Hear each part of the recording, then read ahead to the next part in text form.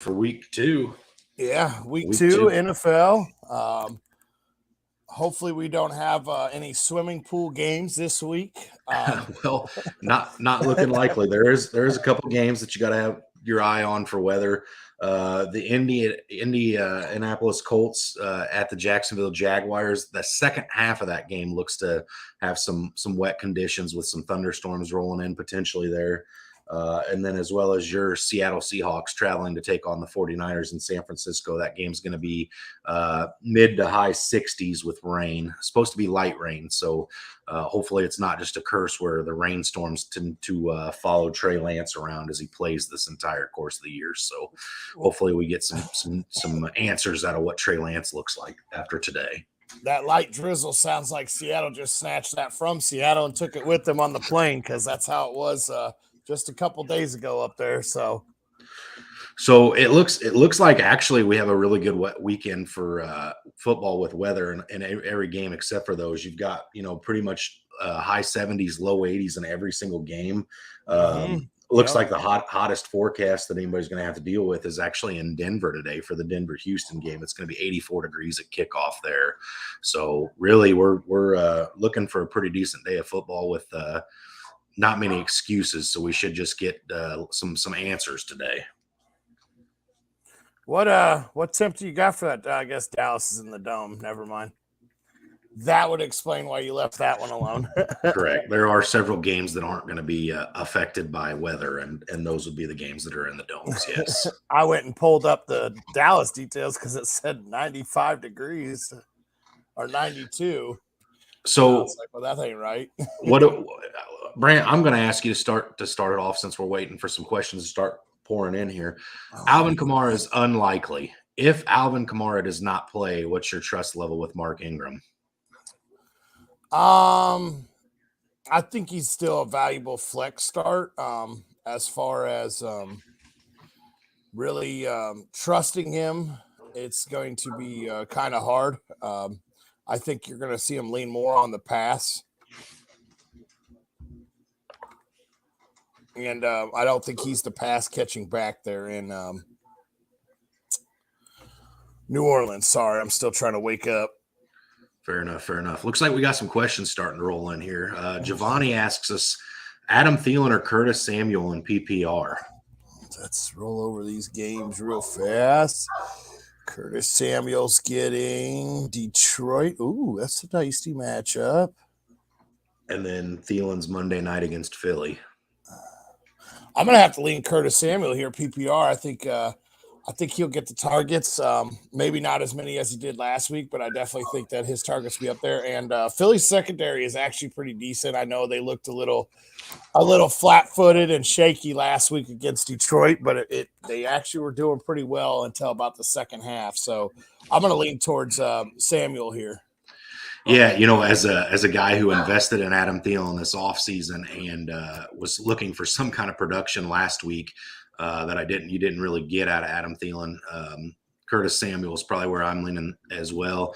Curtis Samuel looked really good last week. That reuniting with Ron Rivera in Washington again, back to where he was with him in Carolina. That he's looking for ways to get him in ball. Get him the ball, get his playmakers in space. I think Curtis Samuel has another good week this week. So until I see Adam Thielen do something again, I'm going to lean towards Curtis Samuel. Let's see. Adam asks, Tyler Boyd, Jarvis Landry, or Chris Olave, half-point PPR. Wow. So you've got the two Saints there against the Buccaneers defense, and then you got Tyler Boyd going against the Dallas defense. So, Brant, is there an obvious one for you that you take out of this three? Like you just eliminate them and bring it down to the two guys? Not really. I just Tyler Boyd is honestly a little questionable for me because of the fact that Dallas no longer has Dak. So are they going to be able to put points up and compete with Cincy? And T. Higgins I think he just cleared concussion protocol, so he will be playing today. Yeah, for me, the one that I was going to say I'd probably take out is Chris Olave, just because out of the three names, having watched that game very closely last week, Olave was definitely the odd man out with targets as far as between Jarvis Landry and Michael Thomas, and Jarvis Landry did have a really good game this week. Or last week, I'm sorry. So I think I lean Jarvis Landry of these three. But again, with Tyler Boyd, if T. Higgins was out, it'd probably be Tyler Boyd for me. But with T. Higgins playing and the simple fact that, again, you don't know what you're getting out of that Dallas offense as far as competing, I think I lean Jarvis Landry here. Yeah, I think I'll lean Landry also there. I think that's a good pick there. Okay. Wait on Gabriel Davis since I have Devonta Smith as plan B or play A.J. Dillon. Also, I can pick up Isaiah McKenzie. Where are you at on this, Brant? I know as an owner of Devonta Smith, you were not happy with what you saw last week. I expect that Philly Minnesota game to be pretty high scoring on Monday night. But I think this one for me is A.J. Dillon. I mean, A.J. Dillon looked to be the best part of the offense last week. Granted, I know that Matt LaFleur came out publicly and said that they needed to get Aaron Jones more involved in Green Bay. But A.J. Dillon just looked, impressive. He ran the ball well, and definitely looked good catching passes out of the backfield. I think he was the lone bright spot on that Packers offense last week. Where's your head at, Brant? Well, I'm going to wait and really pay attention to Gabe Davis, but yes, if I have to pivot, I know Gabe Davis plays Monday with that banged up knee. I would lean A.J. Dillon over all of them, unless Gabe Davis gets cleared. But yeah, I think I would stick A.J. Dillon in and not worry about that Monday night. Fair enough. Two flexes: Brandon Cooks, Kareem Hunt, Chase Edmonds, or James Robinson in PPR. This is coming from Logan. The obvious one here is Brandon Cooks, right? Obviously, yes. We hit that on the cast this week. One of the most disrespected men in fantasy. So the obvious one is definitely Brandon Cooks. And I hate saying this as an ET. I think that's kind of a toss up between in my mind. It's a toss up between that. I would say I do like this a little bit better. Yeah, I think Brandon Cooks is the obvious one here for my money, and then I actually am starting James Robinson this week. I think you saw enough from him last week in that game against the Commanders. There was no hesitation trotting him out there coming back off an injury. He looked good. Obviously looked better than ETN did. And I expect for him to have a decent sized workload this week. So I think out of the four names here, I'm probably leaning Brandon Cooks and James Robinson, but the argument could be made for Kareem Hunt too. With Chase Edmonds, I want to wait and see on that backfield. Obviously, he wasn't horrendous last weekend, but nothing was really spectacular out of that Miami backfield. So I'm waiting another week on that before I want to play anybody there, probably. Absolutely. Sticking with the trend here, we got another Jacksonville running back. We got Travis Etienne or David Montgomery. So you've got your Bears traveling to Green Bay on Monday Night Football, and then you've got Jacksonville hosting the Indianapolis defense here. Brant, where's your head at? I'm checking something real fast with that. 29.9 target. I'll go ahead and dissect it a little bit while you're doing your research, last minute research here. I think David Montgomery is probably where I'm at with this one. Aaron Rodgers looked abysmal last week, and the Bears had a lot of success in that rain. I think though playing Green Bay, they're going to want to establish ball control. They're going to want to determine the time of possession, and I look for Chicago to do that through the ground. Now, granted, Khalil Herbert looked really good last week as well, probably better than David Montgomery, but Etienne also wasn't the best back in his backfield either. Now, home run ability wise, I think the home run ability is towards Etienne. He's the guy that could take one play and turn it into a nice fantasy day for you. I don't see David Montgomery having that same level of home run ability, but safer option here for me is David Montgomery. So if you need a home run play, it's Etienne. If you need safe, it's Montgomery. I'm going to go with Monty also. That's what I was looking at was the snap share last week. And Monty still saw 17 carries. So, I mean, he's still getting the workload there in Chicago. So, yeah, I'm going to leave Monty. Who are we starting? Taysom Hill in week 2. Again, this is another one that I spent all too much time watching last week. And, if you take away that 157-yard broken touchdown run that Taysom Hill ripped off against the Falcons, Taysom Hill was relatively quiet. Now, the Tampa Bay's defense is probably a little more established than the Atlanta Falcons. But yeah, I think Taysom Hill will run the Wildcat again this week, but it definitely seemed like Juwan Johnson was their starting tight end in New Orleans. So I don't know how much you're going to see Taysom on the field. It would depend on what the other options were for me, but I think I'm probably leaving Taysom Hill on my bench. Yeah, unless he's kind of your only streaming option out there in the real deep league, I'm not trusting Taysom Hill because you're not sure how much workload he's really going to get. Now, if we come out, we see him get 3-4 carries again, and he's ripping off a nice one, and you are streaming, he may be a valuable guy later on, but I'm leaving him on the bench this week. Start 2, AJ Green, Nyheim Hines, and Chris Olave. So obvious one for me here, I like to start with that, is Nyheim Hines. Yes. Michael Pittman's out. He was the focal point of that offense in the passing game last week. Nyheim Hines did have several targets last week as well. He just wasn't super productive with them. But I think Nyheim Hines is the obvious one here this week. I look for him to have a good game, heavily targeted coming out of the backfield. So then it just becomes down to preference between AJ Green or Chris Olave. And really, their workload was pretty much the same. They both played 74% of the snaps. One saw 3 targets, one saw 4 last week. So let's see. I'm going to have to lean AJ Green. I think that game's going to be a high-scoring affair, and I think that Saints game is going to be a little more run out the clock. So I'm going to go with AJ Green and Hines here. Okay, I like AJ Green as well. I think that Kyler Murray is going to have a bounce back performance this week. He definitely did not look good against Kansas City last week. Gets back on the right train this week against the Vegas Raiders. Taysom or Tanyan? From Vincent. I like Tanyan. I actually went out and picked him up. That's how much I like him. He's the most trusted guy that Rodgers has, and he came back from injury last week, and I think his workload's going to go up, and his snap shares are going to go up. So I lean Tanyan on this one.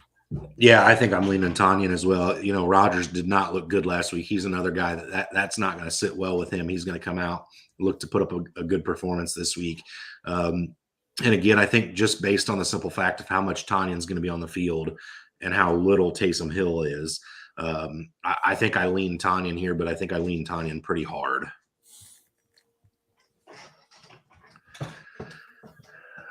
CD Lamb or DJ Moore? Scott says he's leaning Moore. So you've got Carolina at the New York Giants, so they're in East Rutherford, and you've got CD Lamb with Cooper Rush against the Cincinnati Bengals. It's DJ Moore for me. I think DJ Moore they're going to have to get him involved. He's their best pass catching player, not named CMC there in Carolina. I know Baker came out and wanted to play with a chip on his shoulder last week, didn't end up getting the win against his former team there, the Cleveland Browns. But I think DJ Moore has to be more involved for that Carolina team to be successful. I lean DJ Moore here, just like Scott does. Where are you at, Brant? I'm leaning Moore also. I think the more chemistry that's built there in Carolina, the better it's going to get. So I think brighter days are ahead for DJ Moore. Now, I will say, though, to this answer, if Michael Gallup was playing this week, it may change things, because it was very obvious watching that Dallas-Tampa game last year that Tampa was daring Dallas to beat them with somebody not named CD Lamb. So they need somebody to step up and draw some coverage to give CD Lamb a little bit of some openings there. So I think that's a play that may be more contested as things start to shape back up in Dallas. Absolutely. Kyle Pitts or James Robinson in my flex. Jason, this is a good problem to have here. That's your flex, Kyle Pitts. It's Kyle Pitts for me. Listen, Yeah. he still was tied for the lead in targets in Atlanta last week with Drake London. They both had 8 targets. Kyle Pitts is going to get involved. You know, the Falcons had a lot of success last week running the ball through the way of Cordero Patterson and had the lead for a lot of that game in typical Falcons fashion. We blew it late, but you know, I think this Atlanta offense is going to be in a lot of negative game scripts as the season progresses. And you know, today's another one that I don't expect them to have a lead at any point against the Los Angeles Rams. So if they're behind, they're going to be throwing it, and Kyle Pitts is the guy that's going to be getting the ball. So I'm going Kyle Pitts here. Yeah, absolutely. I'm leaning Pitts the easy choice on that one. Yeah. Scott asks, Julio Jones or Allen Robinson? I'm leaning towards Jones, but worried about the knee injury. Also starting Ingram with Kamara out over Dameon Pierce. What do you think? You know, for me, Julio looked great last week, and you know, Godwin's out. So if Julio can play and stay on the field, as a lifelong Falcons fan here and somebody who's watched a lot of Julio takes time off on during games because he doesn't want to get hurt or you know, the injury, maybe whatever. But when he's on the field, he gives it his all. But I think Allen Robinson comes back and bounces back this week. I think Matthew Stafford finds a way to get the ball in his hands too. I'm looking for a bounce back game for some of these Rams not named Cooper Kupp. So for that one, I'm taking Allen Robinson. And then as far as starting Ingram over Dameon Pierce, you know, Dameon Pierce, as the season progresses, is probably going to be just fine. But right now, Rex Burkhead, even at the age of 32, is going to be out there for more snaps than Dameon Pierce. That'll change as the season progresses. But again, Dameon Pierce is a guy I'm going to wait till he shows it to me before I put him in my starting lineup. So I like the Ingram over Dameon Pierce. Yeah, I definitely like the Ingram over Pierce. I'm going to have to disagree with that. I'm going to go with Julio. The plus side of that is as long as, you know, he plays the 1 o'clock and Robinson plays the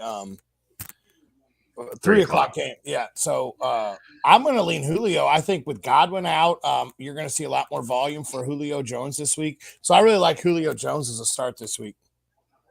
Okay.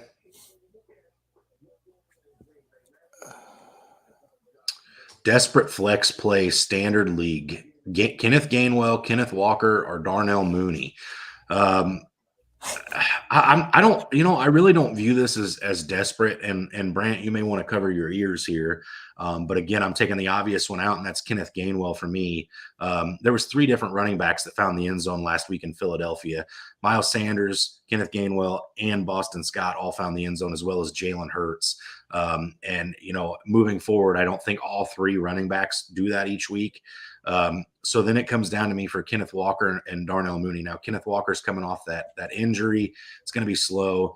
It's Darnell Mooney for me. And the reason, you know, that you may feel desperate about this is because he didn't look good last week. But then again, it was a monsoon of a game. Nobody looked really good last week in that game out of the Chicago Bears and the San Francisco 49ers. But this week, Darnell Mooney was probably your highest drafted player. Again, you're starting him with confidence this week. Yeah, I'm leaning Mooney also. Walker coming back and be sharing the backfield with Penny. Mooney's the easy one here. He's the number 1 in Chicago, and they're probably going to be playing from behind quite a bit. And Alexander didn't scare me too much last week. Yeah. Last flex spot, full PPR, Jamison Crowder versus the Titans or Kyle Phillips versus Buffalo. You know, it's Kyle Phillips for me. He was heavily targeted last week. You know, had more targets than Treylon Burks did even. You know, I think the Buffalo defense is going to be good. But again, I think that the Titans are going to trail on that game. And they're going to be doing some passing late. I lean Kyle Phillips this week, Brant. I don't know how you feel about that one. I'm leaning Phillips. I think the majority of the coverage is going to come over Burke, so Phillips should be able to run a little more free out there. Yes, that Buffalo defense is is amazing and looked really, really good. But yeah, I think Kyle Phillips is the play because I don't think they're even going to need Crowder at all this week in Buffalo.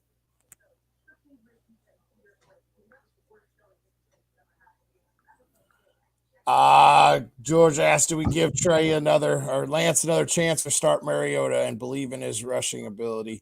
I say start Trey Lance. I pulled it. I'm keeping him in. I'm holding it in. Last week was a terrible conditions for him.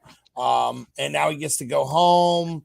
Unfortunately, it sounds like he's still going to be missing Kittle, but I'm going to lean Lance. We saw what Lance can do last year in the small amount of times he did start. So I'm going to stay with Trey Lance. Yeah, I don't expect the Falcons offense to look as good as it did last week. The Rams defense is in my mind a little bit better than New Orleans.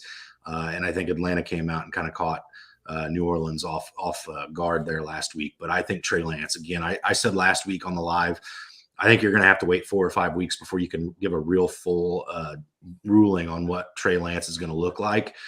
But I definitely think today he should be better than he was last week. So, again, just like Brant said, I'm starting him in a few leagues this week. I'm still giving him a chance.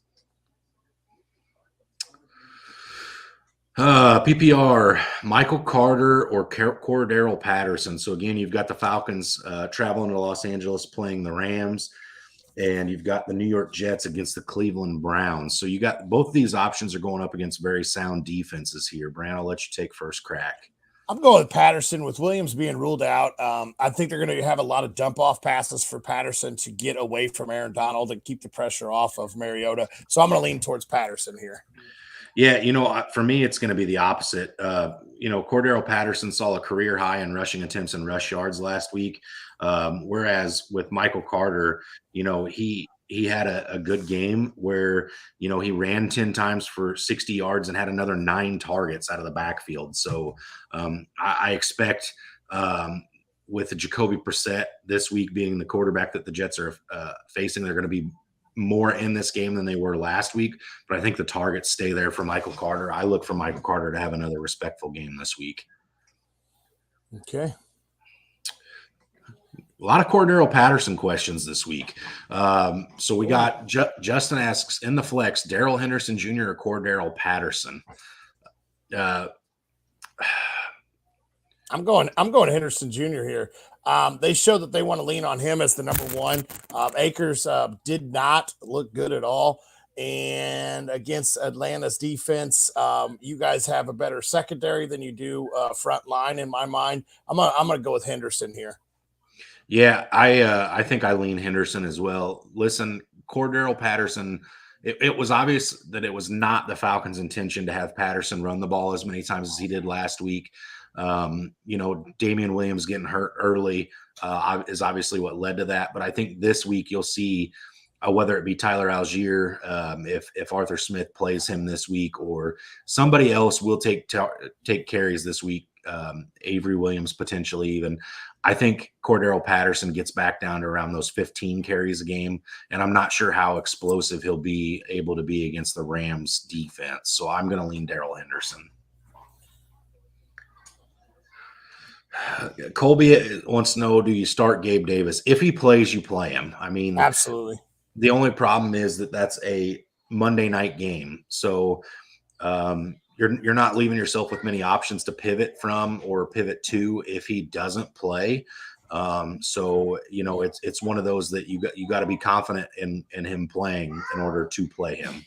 Yeah, if you're going to play him, in my mind, I think you put him in your flex, and you got to go out. You either got to get KJ Osborne in that later game to get a chance to make sure you have somebody to pivot onto, or Crowder, or Isaiah McKenzie if he's available. McKenzie. Go get somebody that you can pivot off of. Make sure you have another guy that you can at least put in if that's who you're trusting. Absolutely. Brett asks, would you have any confidence starting DJ Chark over Cortland Sutton and Drake London? I expect London to get Ramsey, who looked terrific last week. Again, it's still early in the season, and I'm not sitting my studs yet. I'm not trying to get too cute with my lineups this early. I could see potentially starting DJ Chark over Drake London just because London's a rookie. And just like you alluded to, he's going to have a tough matchup. But he looked good against Marshawn Lattimore last week when Lattimore was on him. So we'll see. Again, the reason the Falcons drafted Drake London is because of how physical he is. So I think he'll be okay.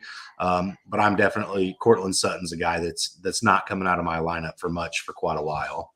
Sutton's my start. They showed a connection between Russell and Sutton last week. It was just flat, and they had no chemistry yet, but that's going to get better as the year goes on. He's going to find out what Sutton likes, and that's going to be a dangerous combination this year. Absolutely. Oh, are we starting? Okay, that was very definitive. After last season, Rodgers going to come out against his favorite team to play against. I'm starting Aaron Rodgers this week. Yeah, the thing with Rodgers is he looked horrendous last week, and there was no viable pass catchers. He gets Allen Lazard back this week playing. I think Aaron Rodgers is going to be just fine. I understand the doubt, but back-to-back MVP for a reason. He'll find a way to get this done. So I'd probably still be okay with starting him this week. Brett asks, Superflex, pick 2 of 4 quarterbacks, Trey Lance, Matt Ryan, Davis Mills, or Jameis Winston. I've ruled out Ryan with Pittman out, thinking Lance is a lock to start versus Seattle. Am I nuts to consider Mills over Winston? Texans will be playing from behind most of this game. I think your gut's right on this one, Brett. I like Lance and Mills probably out of those 4 as well. Yeah, I'm definitely going to lean those 4 or those 2. Winston's still on that back issue. So you don't even know if he'll finish the game. And Ryan's going to be trying to find a new friend with Pittman being out this week. Ryan asks, who's your favorite sneaky flex play this week? I'm going with Hines. With Pittman's vacated targets, he has an opportunity to pay dividends to those who roster him. Yeah, Ryan, you're absolutely 100% right. And you're definitely a person whose opinion I value. So, yeah, I think you're spot on with Hines there. Another one, again, is Michael Carter for me. He's another sneaky flex play. And then, again, James Robinson. Those are 2 guys that I'm weighing heavily on getting in my flex this week. Right now, I'm leaning James Robinson, but we'll see who's in there when the games kick off. Mine this week is Rachaad White. With Fournette being banged up a little bit in practice, you could see a lot more Rachaad White there coming out of the backfield there in Tampa Bay this week. I like taking a good chance on him in a deep, desperate need for a flex. Flex play, one of Lockett, Mark Ingram, or Leonard Fournette. Unfortunately, I'm leaning Fournette here, even though he was banged up, and I just talked about that. Lockett, I don't know how that team is actually going to work. Pete talks about we want to run, but then they run, then they throw. So I don't know how I feel about Lockett yet. Ingram is going up against one of the best run defenses in the NFL, and he is a backup for a backup. He's also up there in age, and Fournette is a guy that, he just saw almost 20 carries last week. I'm going to lean on Fournette. Even though he is a little banged up, I'm going to lean with him. Yeah, I don't mean to be redundant here or whatever and be a broken record, but I'm starting my stud still this early. Leonard Fournette's the highest player you drafted out of those 3, I'm sure. And you're starting him with confidence again this week. As long as he plays, he's going to be fine. Start 2, Jeff Wilson, DJ Moore, and Nyheim Hines. It's DJ Moore and Nyheim Hines for me. Okay, mine's DJ Moore. I agree with that one. But Seattle cannot stop a pass-catching running back. We just saw that against Javonte Williams. I'm starting Jeff Wilson, and I'm starting Jeff Wilson with confidence this week. Okay. Mike asks, start James Robinson or Devin Duvernay at flex. 12-team PPR league, leaning towards Duvernay. What are your thoughts? Brant, you're a lot more near and dear to that Duvernay situation than I am. What's your opinion on that? I'm taking James Robinson. Duvernay only saw a few targets, and he happened to roll in a touchdown or 2 touchdowns. I'm starting James Robinson this week. Yeah, I think I'm going with James Robinson again in a 12-team league. Especially early, I'm going with my safe plays. my high floor guys, and I think James Robinson's got a higher floor. It'd be a lot less likely for James Robinson to throw up a goose egg this week than it would be for Devin Duvernay. Yeah. Brett asks, George Pickens or Alexander Madison? This is a tough one here. This is a good one. This is a deep dive, pretty deep leak here. Let's see. Madison's getting Philly. Pickens has got New England. Man, I'm not sure how I feel on this one. This one's one that you could go either way with. Again, Madison's been, to the point where he earns his time on the field, regardless of what Dalvin Cook's doing. So you're going to get some points out of him. George Pickens was targeted in week 1, just didn't have a lot to show for it. Deontay Johnson's got another week to come back from that AC joint. Obviously he played last week and it didn't look to slow him down a whole lot. Chase Claypool, his role right now is really intriguing. So it just then determines where you view George Pickens in that pecking order. Obviously you got to add Najee and Pat Freiermuth into that pecking order as well. I think I probably go Madison here, but it's close. Yeah, I'm going to lean Madison because I think you have guaranteed points out of Madison. It may not be a whole lot of points, but I think you're guaranteed to get something out of Madison. Yeah, that's kind of where my head's at as well. Henderson or Gibson PPR? This is another one that I'm pretty definitive on. It's Antonio Gibson. I mean, the man looked really good last week. You still don't have any Brian Robinson breathing down his neck yet. And when Brian Robinson does come back, maybe that's something I reevaluate. But Gibson still looks to be an explosive playmaker. He put that on display last week. I'm rolling with Gibson. Again, with Henderson, he didn't look spectacular. He just happened to look better than Cam Akers. Yeah, I'm gonna roll with Gibson too. The only true back there in Washington. But I mean, you got McKissick there for third down work. But yeah, I'm gonna roll with Gibson. Oh, I got a question from the Fantasy Holics, the premier fantasy football Facebook group here. How do we feel about Hines this week? I mean, I think we've talked about Hines a lot here, but I'm good to keep doing it. Obviously Jonathan Taylor's the guy, but I think Nyheim Hines is going to be very, very impactful in his own right. I think you're going to see him get plenty of targets this week. I wouldn't be shocked to see him and Jonathan Taylor on the field numerous times together. I think Nyheim Hines is a guy you can start in your flex with a fair amount of confidence this week. Yeah, absolutely. Hines always has that home run ability too, and especially this week with the pass catchers being banged up and Pierce and Pittman missing time. Nyheim Hines is definitely a guy that I definitely feel very comfortable starting in my flex this week. Yeah. So Brant, we got a little gap here in questions. I'll ask you, and it's I'm going to put you on the spot here because you and I are playing each other in one of our dynasty leagues this week. And in my flex with Kamara being out, I've got to start either James Robinson or Michael Carter. If you were in that situation, which one would you lean? James Robinson. Unfortunately, as good as he looked last week, I would lean James Robinson. I know Carter looked good, but that's just in my mind. I think you have to go with James Robinson. He's been the lead back there for 2 years, and ETN started off looking real slow. So it's going to take him some time. So yeah, I'd lean James Robinson. Okay. I think the better out of most of the backs we're talking about right now is Breece Hall, so I think he's going to take over sooner rather than later. Okay. All right. Corbin says, Pittman out. Do I start Tyler Boyd, Curtis Samuel, or Brandon Ayuk in half-point PPR? The obvious one to me to take out is Tyler Boyd. Really, I just don't see the target share being there with Higgins. So the case can be made for both. Ayuk's going to play against a young secondary there in Seattle. We started, I believe we started both rookies last week, and I believe we're doing it again. So that's the case for Ayuk. And Curtis Samuel saw plenty of targets and plenty of work. So honestly, I think I'm going to lean Curtis Samuel again on this one. Okay. For me, if we were asking this one last week, I would have definitely said Brandon Ayuk, and I think I'm going to stay on that one just because it was a big deal was made coming out of the San Francisco camp this offseason that Trey Lance and Brandon Ayuk had a really good connection.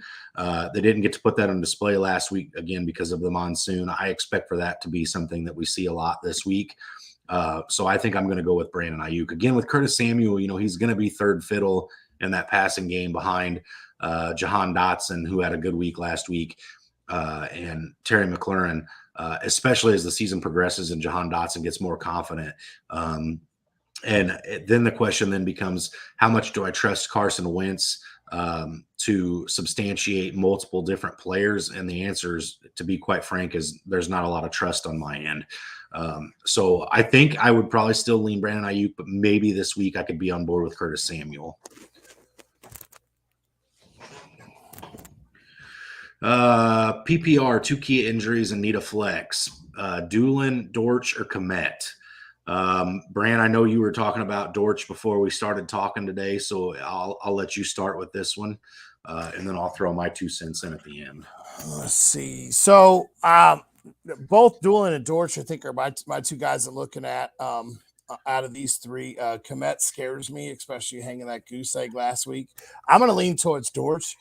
He saw 9 targets and 91% of the snaps last week, and so it's pretty much him in Hollywood. So yeah, I'm going to lean towards Dortch this week. Yeah, Ashton Doolin last week had 6 targets on his 35% snap share. I think his snap share probably goes up a little bit this week, just solely based on the fact that obviously, Pittman's out. It sounds like Alec Pierce is out, or Alec Pierce is out. I'm sorry. So Ashton Doolin, I think, is a guy that you're going to see on the field quite a bit today. And obviously Matt Ryan looked his way quite a bit on the few times that he was out there for pass catching plays. So I think you could start Ashton Doolin pretty well, but I want to visit that Komet, being scared of Komet remarks real quick. Cole Kmet's not a guy yet that I'm fading. Yes, he had a goose egg, but again, we talked about how bad the weather was there in Chicago last weekend, and with the exception of the Dante Pettis 51-yard broken play, there was nothing really to write home about last week. So I don't think I'm fading Cole Kmet just yet, but in this one, I'm probably leaning Ashton Doolin just because of what his snap count should look like this week. Alan asks Mike Evans or Allen Robinson. This one's again pretty easy for me. It's Mike Evans. Yeah, this is an easy one there, Mike Evans. Corbin asks another one from last week: Robert Tonyan or T.J. Hawkinson. T.J. Hawkinson for me is one of the premier tight ends in the league. Granted, I know that Detroit offense is getting to be pretty potent, and there's a lot of different ways they can hit you with that offense. But I think T.J. Hawkinson's a very safe play. Again, I also think Robert Tonyan could be a fairly safe play out of that tight end, but I don't see Robert Tonyan necessarily ever being a top 5 tight end on a week. I do see that happening several times this year for T.J. Hawkinson.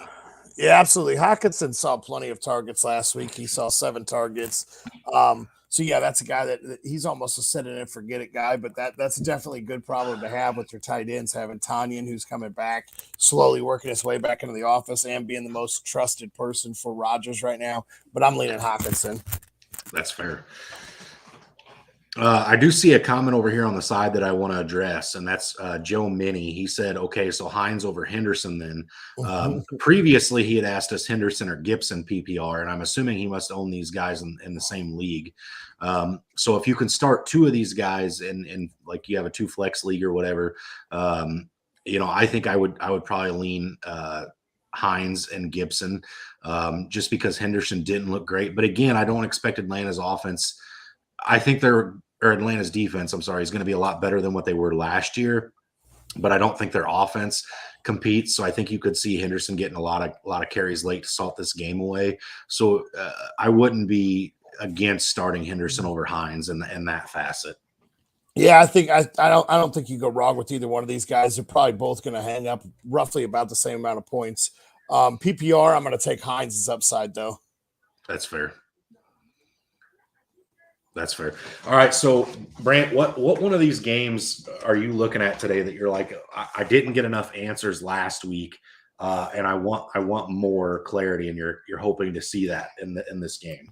So it's going to sound like homerism, but it's not. I'm looking at the Seattle-San Francisco game. I'd like to see how the San Francisco offense really looks. And you know me, I'm going to be glued to my TV at that time. And then the Sunday night game, I'd really like to see, is Chicago able to put it all together and actually field a legit full team that looks decent? And, they had their sparks last week, but once again, it was the monsoon. Chicago and San Francisco are two teams this week that I'm going to be glued into watching. Yeah, obviously we didn't get anything out of those two teams last week that should show us anything for the foreseeable future as far as confidence with what we're doing as far as plays. So hopefully we get some answers out of that this week. Another one I'm looking at is Pittsburgh, and we kind of talked about it last week. I want to see how that pecking order comes to be with that wide receiver room. And truth be told, Chase Claypool is a guy right now that I went and did it before the season started. But I invested in him pretty heavily, and the role that he had in week one, if that continues throughout the season, this is going to be a guy, if you can get him cheap early in the season, and that role stays with what he did week one, this could be a guy that could have a season similar to what Deebo Samuel did last year. And that's getting targets as well as getting carries from that wide receiver position. It makes him a very safe floor guy as well as a high ceiling guy when you're getting, opportunities in both pass catching as well as rush attempts. So I'm looking at that game to see what that role looks like for Claypool. And then similarly with you in that Sunday night game, I'm looking on the opposite side of the field though. Mm-hmm. I want to see what those pass catchers in Green Bay do. Somebody's got to step up this year. This is and week one, what happened is exactly why you and I were hesitant to list in our offseason rankings a top 30 pass catcher for the Green Bay Packers. And, I saw nothing last week that makes me think there's going to be one. Obviously, Allen Lazard wasn't there. And so with him coming back this week, does Allen Lazard become the guy? Is he somebody that we could see, getting into that top 30 spot? I mean, it's gonna take big weeks, lots of targets, and Allen Lazard may be that guy in the offense. So I'm definitely tuning into that Green Bay game to see if that's something that we can get an answer to this week. Well, I will say that Allen Lazard didn't fall down the pecking order at all, even by missing last week. No, not a bit. He still secured himself as being the true one in that offense right now. Okay. So looks like our next one is Kevin asked Brady or Rodgers. I'm going Rodgers. We saw Rodgers explode second week 2 of last year. And it sounds like he's going to get Lazard back this week, possibly. Tanyan, like I said, his snap share is going to go up. I'm leaning Rodgers. Yeah, in this is similar. We had a lot of questions last week that were like this that made me feel the same way, where it's really nice to have these two options to pick from. It probably wasn't as great week one because neither one of them did anything too exceptional. But this week, Tom Brady's going to have to put more points on the board than he did last week. Dallas just didn't have it. They didn't get much going offensively. And I think Tampa Bay will be able to put some points up against New Orleans will put some points up against Tampa Bay's defense. So I think Brady's going to have to do more, but I also lean Rodgers. I think Rodgers he's a guy that's going to figure out how to get this done. And I think we're going to have to see it this week. So I lean Rodgers in that one as well. Excuse me. Joe did clarify here that he says he has Hines and Henderson everywhere. And in this case, it's a half PPR league. So half PPR, I probably lean Henderson, because Henderson does catch passes out of the backfield too, but he also gets the bulk of the carries. Yeah. So half PPR, I lean Henderson. Full PPR, I think you're okay either way. Yep. I'm assuming this is Mark Ingram or Jamal Williams, or we probably wouldn't be asking. So I'm going to answer the question as if it's Jamal Williams that Jesse's asking here, or do you grab Rex Burkhead off the wire? I think I'm probably starting Mark Ingram over either Jamal Williams or Rex Burkhead. If that's Javonte Williams and I'm wrong about my guess, it's Javonte and it's not even close, but I think it's Mark Ingram out of these three for me. Yeah, I'm leaning Ingram. He's going to get the bulk of the carries in that game. Unfortunately, he does have to play a tough defense, but I still think Ingram's upside is better than Jamal and Burkhead's.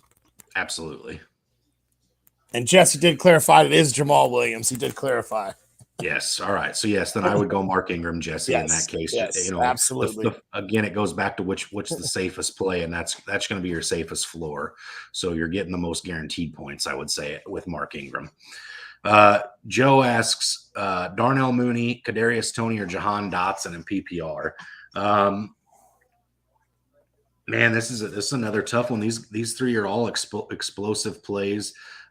These are all guys that could take the top off of a defense in a hurry. I think with Kadarius Toney, though, we saw last week that for some reason there's not a whole lot of faith in him. You know, Wan'Dale Robinson was on the field for the first 9 offensive snaps until he got hurt. And then Kadarius Toney came in once, ripped off a 19-yard rush, and then I don't know how much he saw the field again after that. So for me, it really comes down to Darnell Mooney and Jahan Dotson.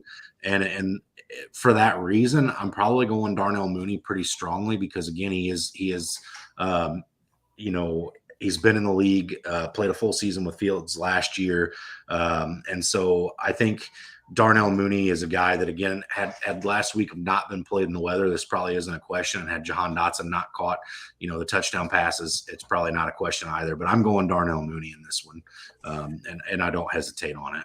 Yeah, I'm gonna go with Mooney. I feel like they're gonna be playing from behind quite a bit there in Green Bay, and Mooney is the clear cut number one there in Chicago. So yeah, I'm gonna lean Mooney on this one also.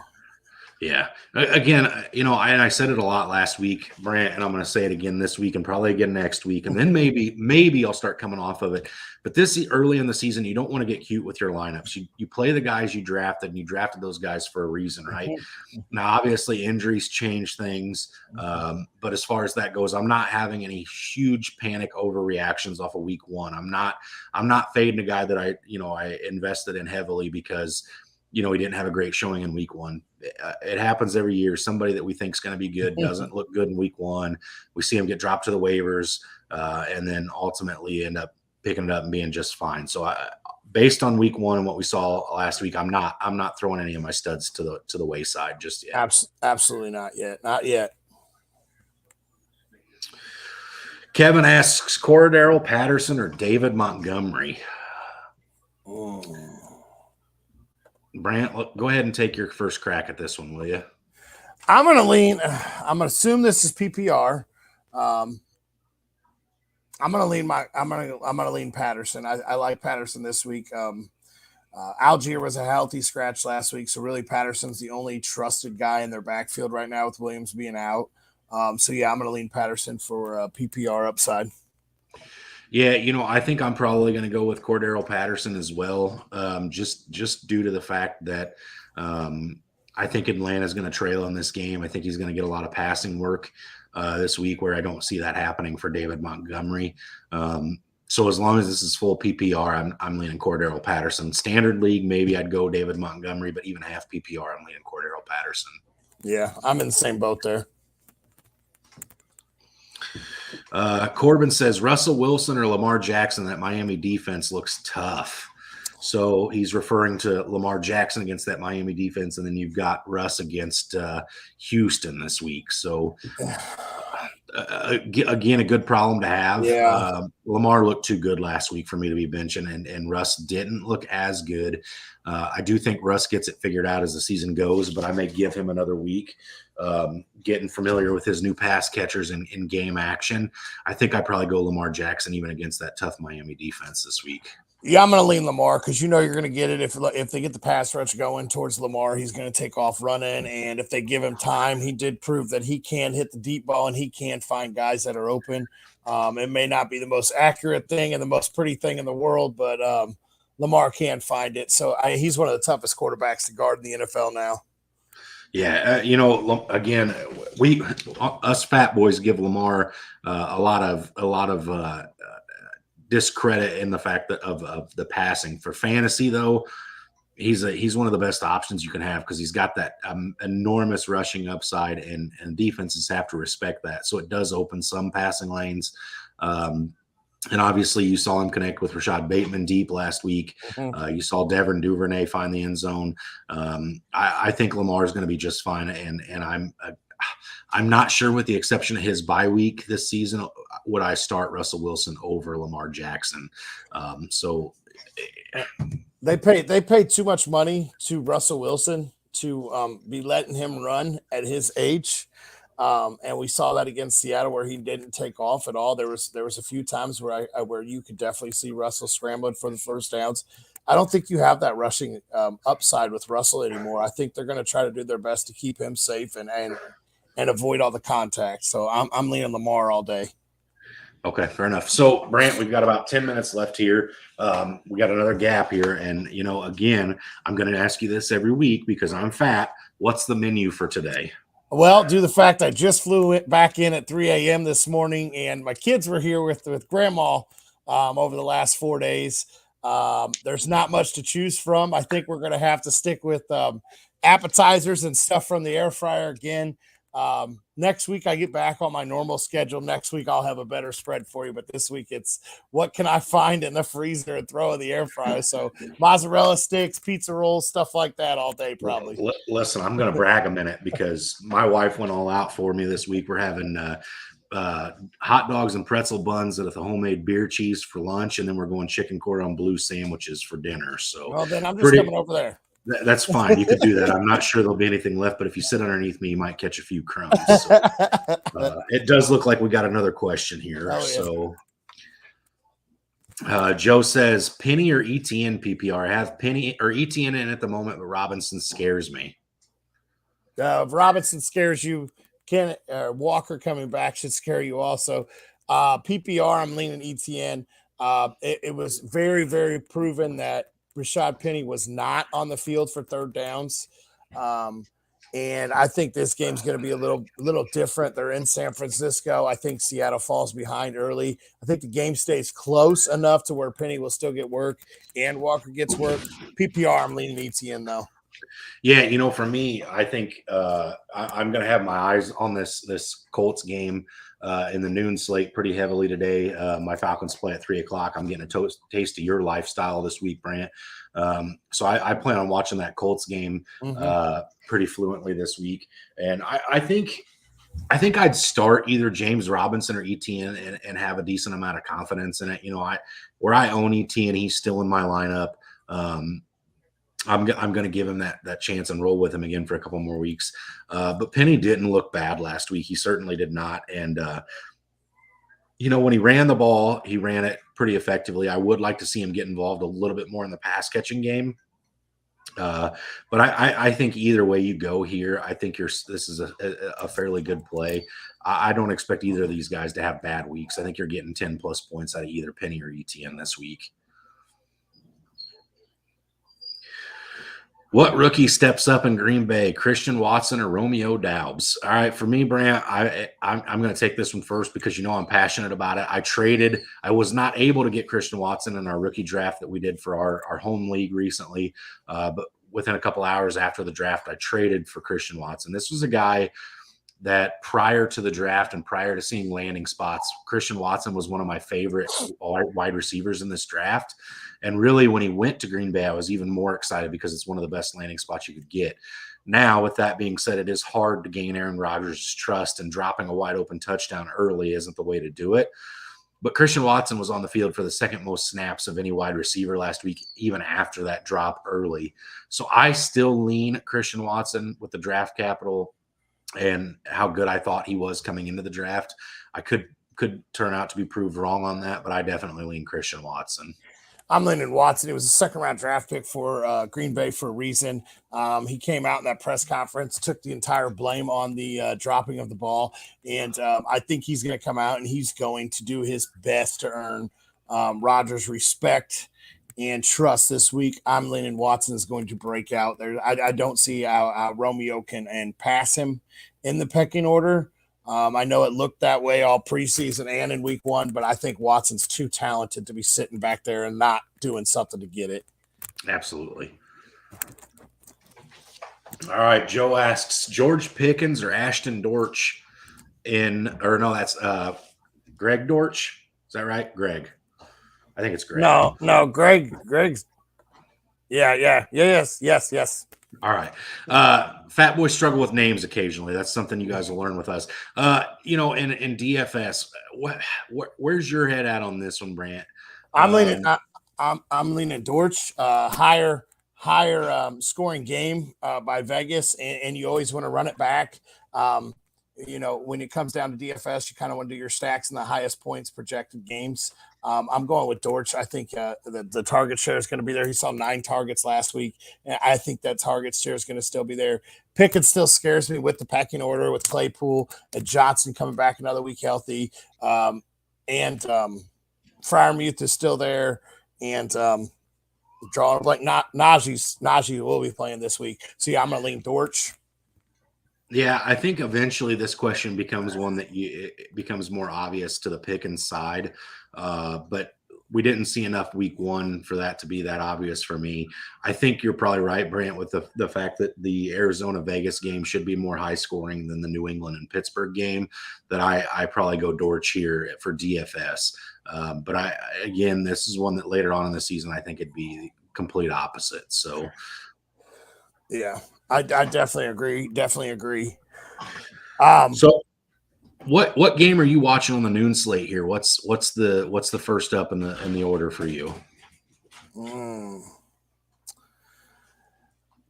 That's a tough one. Indy and Jacksonville is going to probably be the one I keep my eye on. I didn't get a chance to really watch that backfield last week in Jacksonville with ETN and Robinson, so I'll be keeping a close eye on that as an ETN owner. But the other one I'm looking at is Baltimore. I'm so high on Bateman. I want to see how Bateman's going to be. So I'll be keeping a real close eye on that Baltimore game too. My wife's just getting home from the grocery store and the dogs are going nuts. So I apologize for anybody hearing that in the background. But yeah, I think you and I are both looking at for a lot of the same things here this week. I'm watching in that noon slate, that Indy game. I want to, and the Indy Jacksonville. I want to see how the James Robinson ETN thing shakes out. I also, obviously, I've said this all offseason, Brand. I'm going to be rooting pretty hard for Matt Ryan, so I'm going to have that on as well. But here with 3 minutes till we hop off our live here and we go get our lives together for our lineups and things of that nature. Mm-hmm. Just bear in mind, guys, if you have any of these guys that are questionable and, you may be away from your phone prior to the start of kickoff or, whatever the case may be, you can't get there and adjust your lineup later. You may want to go ahead and put the non-questionable guys in over them just so you're guaranteed to get somebody who plays. I know we in our home league, we got guys that work at the prison on Sundays and aren't able to get out to their phones, set the lineup. You just got to be careful with those questionable players. Absolutely.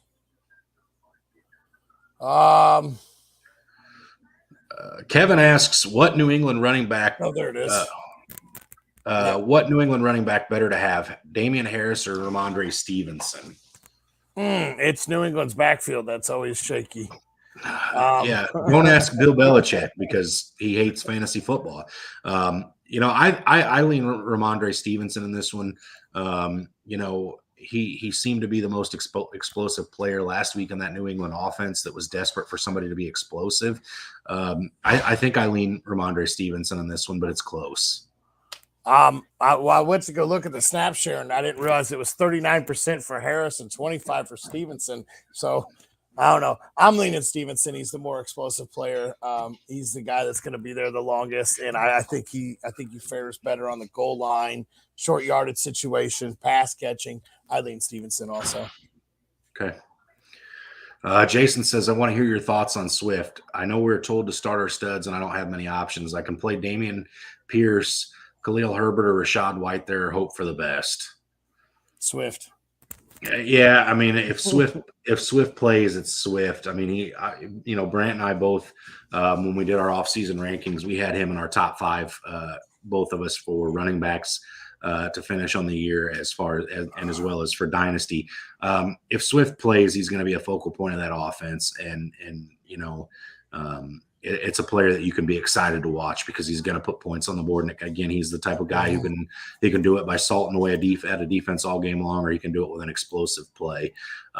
If for some reason, you can't play Swift, I'm probably going Dameon Pierce out of the other three. But then again, Khalil Herbert also looked good last week in that monsoon of a game. So this point in the season, though, I'm probably going Dameon Pierce if I can't start Swift in that one. Yeah, if Swift's out, I'm also leaning Pierce also. We got time for this one last question here from Joe. It says, rest of season, if Fields balls out today against Green Bay, is there hope? Yes. Is there hope fantasy wise? Yes. Yeah, he's got the rushing upside, and I know Chicago didn't do a whole lot to address the offense, but I do think if Fields balls out today, yes, there's hope. Even if he doesn't look great today, there's still hope because he does have that rushing upside, and I think Justin Fields will be just fine. Yeah, there's definitely hope there in Chicago. I like what they're building there. It may not look they're doing really slowly building, but I do like what they're building there, and I do think there's hope for Fields. Absolutely. Do you want to grab this last one? We got Kevin asked, Burkhead or Damian Harris? So you got. I'm gonna lean Burkhead on this. Denver's defense looked a little soft against the run, and I think Burkhead might be able to find some holes and break off some good chuck yardage. And I'm sorry, 39% of the snaps there in New England, that scares me a little. Yeah, I'd probably go Rex Burkhead as well, just because of the upside with the pass catching.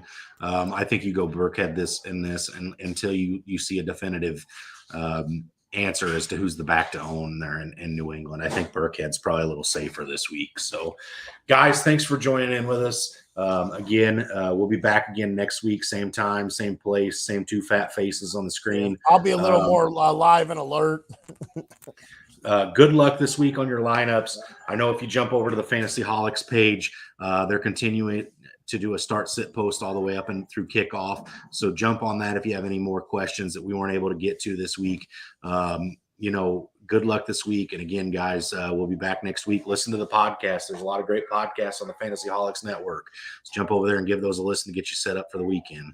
Absolutely. Absolutely. You guys have a good day and good luck. And as always, stay hungry and stay fat, my friends.